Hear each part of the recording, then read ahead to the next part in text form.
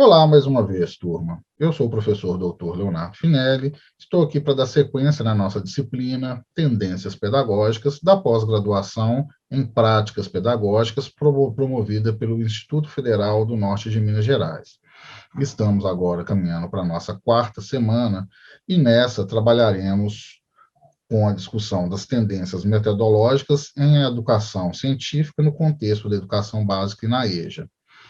Para tal, a gente vai discutir um pouquinho de um material da Renata Fantauzi, que produziu uma monografia discutindo sobre o pró-jovem urbano. Então, passemos aos slides, a apresentação, para discutir um pouquinho desse material. Bom, então estamos na disciplina Tendências Pedagógicas, ministrada por mim, professor Dr. Leonardo Finelli. Como eu mencionei, vamos trabalhar com a monografia Tendências Pedagógicas para a Educação de Jovens e Adultos na Atualidade, da Renata Fantauzi. Ela começa o texto nos trazendo um pouquinho sobre o Programa Nacional de Inclusão de Jovens, o pró-jovem urbano. E, para isso, ela contextualiza a juventude. Ela nos diz que a juventude é mais do que uma fase de transição, que se caracteriza como uma fase de consolidação, de sonhos, de projetos desses jovens. Mas também é uma fase de projeção social, pois o jovem deixa o espaço protegido da infância e adentra num espaço de uma certa independência, se colocando ali no mercado de trabalho. Então, os jovens precisam lidar com inúmeros desafios de sobrevivência, por exemplo, as questões de combate à violência, ou de se manterem com cuidado contra a violência, contra o uso de drogas, a doenças, e, em especial, com as preocupações sobre a garantia da sua própria subsistência. Nesse sentido, milhares de jovens, a gente pode reconhecer que milhares de jovens iniciam uma nova família e necessitam garantir o seu sustento. Bom, então, no passado, no entorno de 2004, 2005, o Conselho Nacional da Juventude, o CONJUVE, criou ações afirmativas que demandam, para atender às demandas juvenis, que devem ser contempladas por meio de políticas universais que levem em conta as singularidades desses jovens. Investir numa política nacional integrada para os jovens ou de jovens, com programas e ações voltados especialmente para a população juvenil, que se encontra em situação de maior vulnerabilidade, representa, então, uma dupla aposta. Significa criar condições necessárias para romper um ciclo de reprodução de desigualdades, assim como restaurar a esperança desses jovens na sociedade, no seu próprio futuro e no futuro da nação. Então, entrando um pouquinho na legislação, em 2004, o governo federal formou um grupo interministerial com o objetivo de criar as bases para a Política Nacional da Juventude, ou seja, a gente já tem com quase 20 anos desse tipo de política. No ano seguinte, foi criado, por medida provisória, convertida em lei, a Secretaria Nacional da Juventude, o Conselho Nacional da Juventude, o Programa Nacional de Inclusão de Jovens, especificamente o PROJovem. Em 2008, o PROJovem Integrado surgiu da união de outros programas da juventude, com foco nos mais vulneráveis e menos assistidos pelas políticas até então vigentes àquela época. E as grandes ações pensadas por esse programa dos jovens integrados é buscar os jovens que ainda não concluíram o ensino fundamental 2, que não possuíam nenhum vínculo financeiro, ou seja, estavam desempregados, tanto do mercado formal quanto informal, com a necessidade de retomar os estudos para qualificar esses jovens profissionalmente. E aí eu trago aqui algumas ideias, pensando no que nós já viemos discutindo até esse momento. Vocês conseguem ver aqui alguma das tendências pedagógicas propostas por Saviani? Aparece para vocês aí a ideia do aparelho ideológico do Estado, aparece nessa perspectiva de acolhimento dos jovens menos favorecidos, os elementos da violência simbólica, E mais, para essa escola, para essas ações afirmativas do PROJovem Integrado, buscar aqueles que não têm vínculo financeiro para se qualificar profissionalmente, não há um reforçamento aí da escola dualista, Então, como eu complemento, né, compensar o déficit de aprendizagem dos mais marginalizados com formação para o mercado de trabalho, que tipo de discussão é essa? Que tipo de escola é essa que a gente está pensando, falando? O Projovem Urbano tem a finalidade de promover a inclusão social dos jovens brasileiros de 18 a 29 anos que, apesar de alfabetizados, não concluíram o ensino fundamental, buscando a sua reinserção na escola e no mundo do trabalho, de modo a propiciar-lhes uma oportunidade de desenvolvimento humano e exercício efetivo da cidadania. Então, esse programa tem aí como os objetivos gerais: garantir a aprendizagem efetiva, recuperar o tempo desses jovens que estão já fora de etapa, reestabelecer a autoestima, criar a identidade dos jovens, garantir os seus direitos, resgatar valores, a sua cultura, combater a violência, o preconceito, a desigualdade, a intolerância, a impaciência e a desilusão. Vejam, é um discurso muito bonito quando a gente vê ele sendo apregoado dessa forma, e vindo dentro de uma lógica top-down, de cima para baixo, de um organismo ministerial, de uma ação governamental para oferecer as condições para os jovens que foram excluídos anteriormente. Mas as oportunidades que são criadas aqui reproduzem as disputas hierárquicas do capitalismo versus o proletariado, como nós discutimos anteriormente. Então, onde entrou, dentro desses objetivos, a análise crítica da educação? Qual modelo educacional atende a esse tipo de proposta que quer, que traz esse discurso bonito, esse discurso interessante de emancipação do jovem, mas que, na prática, está criando jovens, está preparando jovens pobres para o mercado de trabalho? Então, tratar a inclusão social no contexto do desenvolvimento humano e dos direitos da cidadania, assim como afirmar o jovem como sujeito de direitos, valorizar as suas expressões culturais, seus saberes, suas emoções, sensibilidades, sociabilidades, as suas ações éticas e estáticas, compreender a juventude na perspectiva de geração de recursos, pressupõe um diálogo produtor de escutas e aprendizados mútuos. Então, aqui uma ideia interessante, uma escuta, um aprendizado mútuo, algo que nem sempre a gente consegue ver. Então, desenvolver um currículo integrado, interdisciplinar, interdimensional, permite que o jovem atue como um sujeito, construtor de um todo que lhe faça sentido. Então, é emancipar esse jovem mais do que lhe assegurar uma formação para o mercado de trabalho. Os fatores mais importantes aqui visam garantir ao jovem o acesso dos matriculados a novas possibilidades, tanto educacionais quanto tecnológicas, profissionais, sociais e culturais, oferecendo-lhes ferramentas necessárias para que ele possa refletir sobre seu papel na comunidade, na sua própria vida, exercer seus direitos e deveres e posicionar-se ativamente perante a sociedade. Vejam, como o discurso aqui, quando a gente fala das tendências pedagógicas, é muito bonito em termos da proposta de emancipação do jovem, de emancipação daquele que está num processo de educação escolar formal. Mas não fala aqui, por exemplo, no documento, a forma dessa operacionalização.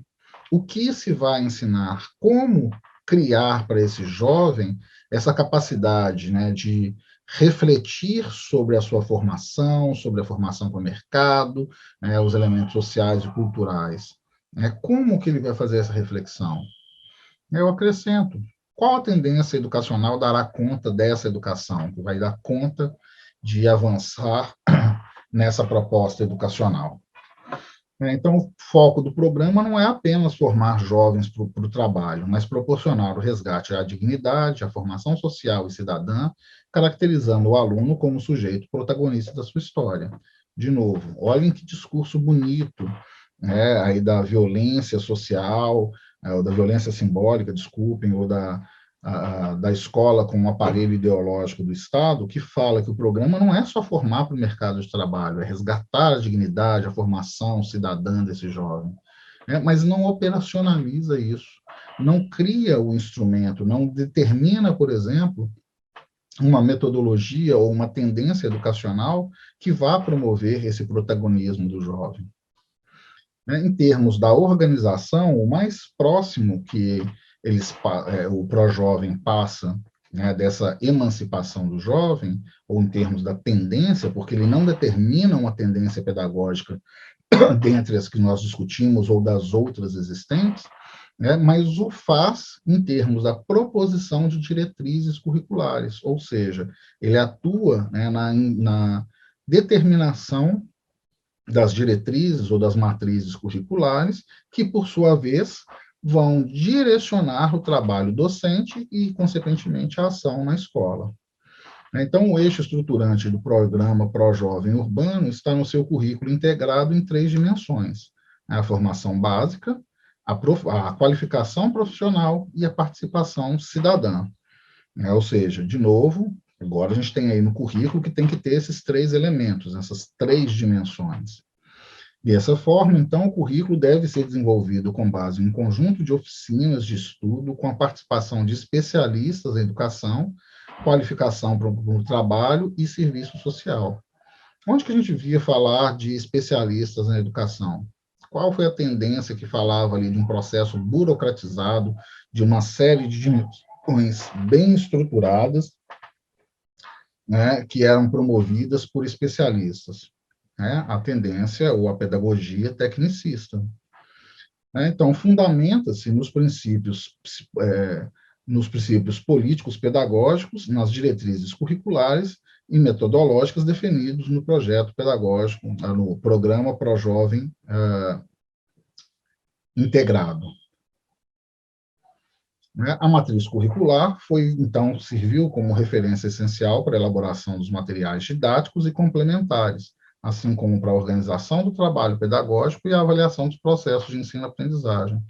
Vejam, matriz curricular como referência para organizar materiais didáticos, então, favorecer aí uma educação pasteurizada, determinada por especialistas nos livros didáticos, a organização do trabalho pedagógico, como deve ser dada a aula, em que momento, quantos fóruns, quantos webinários e assim sucessivamente, e a avaliação dos processos, que tipo de avaliação, como ela deve ser feita, quantos pontos, quantas questões, etc. Ou seja, um processo formatado.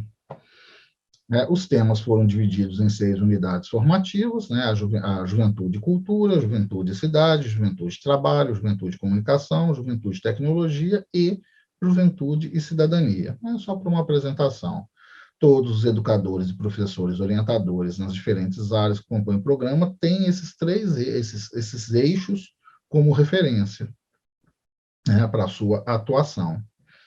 E para caminhar para o final, essa aula ficou um pouquinho estendida, o perfil nacional dos jovens atendidos. Então, o que a Renata nos apresenta? Quem que foi o grupo que foi beneficiado por esses programas? Tá? Então, o público potencial foi de jovens entre 18 e 24 anos de idade que cursaram ao menos a 4ª série do ensino fundamental. Mais tarde, esse público foi redefinido de 18 a 29 anos. E aí, o que foi observado? Que entre os atendidos, um pouco mais da metade são mulheres. A metade deles são bastante jovens, com idade entre 21 e 22 anos, ou seja, um pequeno atraso aí no processo de formação, mas já uma inserção, até em função da evasão ou do distanciamento da escola, uma inserção no mercado de trabalho. 15% que cursaram até a 4ª série do ensino fundamental, ou seja, muito baixa a formação, muito poucos anos de escolarização. 53% que avançou até a 6ª série, 5ª ou 6ª série, ou seja, quando modifica-se ali o ensino fundamental 1 para o ensino fundamental 2, que a gente deixa de ter apenas um professor ou um pequeno grupo, 2 ou 3 professores, para termos as áreas de formação com maior profundidade, ou seja, professores, pelo menos ali 6 a 8 professores organizando as disciplinas de matemática, português, língua estrangeira moderna, ciências, geografia, história, etc., onde realmente a formação começa a ser mais aprofundada, os jovens, né, esse grupo de jovens, são aqueles que esbarram com dificuldades. Além disso, são jovens que começam a ser um pouco mais velhos e começam a ser também convocados por seus familiares para inserção no mercado de trabalho. A maioria, né, quase três em quatro deles, são solteiros. A grande maioria também são chefes de família. Isso é um dado importante, porque mostra aí a vulnerabilidade desse grupo, né, porque eles precisam de manutenção financeira.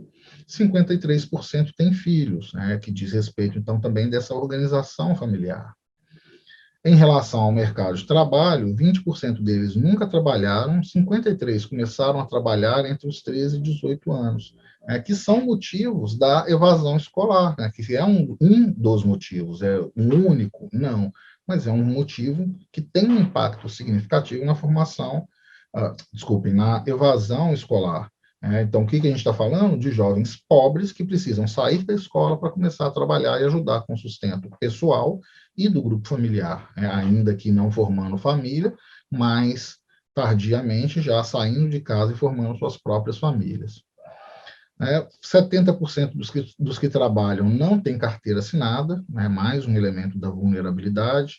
60% ficaram menos de 6 meses no emprego, ou seja, mostra uma alta rotatividade desses indivíduos no mercado de trabalho, até porque são subempregos que pagam pouco, e 90% ganham menos que o salário mínimo, ou seja, a gente está falando de uma condição socioeconômica extremamente fragilizada. Nesse sentido, a relação desses jovens com o mercado de trabalho merece uma atenção maior, uma vez que a colocação e permanência desse mercado formal ainda são precárias e de curta duração. Então, nesse sentido, o programa tem uma ação, é importante, para auxiliar jovens em condições socioeconômicas mais precárias a terem um desenvolvimento, uma formação educacional e profissional para um melhor ingresso, para aumentar suas chances, suas condições de ingresso no mercado de trabalho. Ainda assim, apesar do discurso da emancipação desse jovem, do resgate da cidadania, muito pouco disso é visto nessas ações de formação.